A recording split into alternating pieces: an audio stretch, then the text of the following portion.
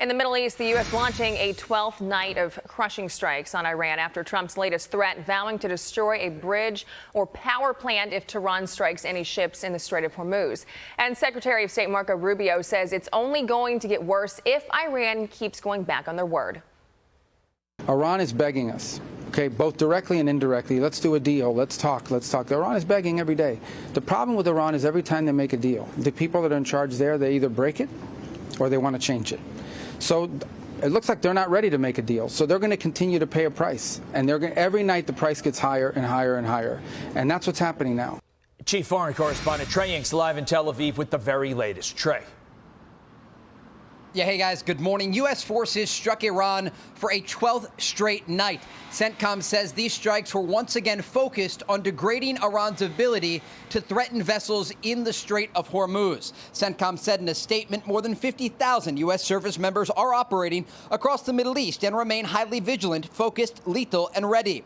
This follows a new warning from President Trump on Wednesday when he posted to Truth Social saying, from this point forward, anytime the Islamic Republic of Iran shoots at a ship in the Strait of Hormuz, whether it be by missile, rocket, drone, or any other device or weapon, the United States will bomb and destroy one bridge or power plant, including those located next to or in the capital city of Tehran. While no vessels were attacked in the strait overnight, a Saudi-owned oil tanker was targeted in the Red Sea by Houthi forces in Yemen. President Trump spoke yesterday from Georgia about the ongoing conflict and the possibility of negotiations. They're getting hit so hard, and they want to make a deal. But I say they're not ready to make a deal. Because every time they make a deal, they want to change it and everything. They're not ready. They'll be ready very soon. And this is despite this. It's going on. The Iranians have also released new statements over the past 24 hours, with the country's top negotiator, Mohammad Khalibaf, saying on X, if our security is not ensured, no infrastructure will be safe, and the security of the Strait lies in the absence of American forces. We have said many times that the situation in the Strait will not return to the way it was before the war.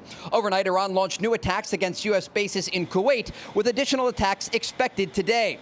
Here in Israel, the current assessment is the conflict will likely escalate in the days ahead. This country is bracing for the possibility of incoming Iranian missile fire. Be sure to like and subscribe for all the Fox News latest on YouTube and catch full shows streaming now on Fox One.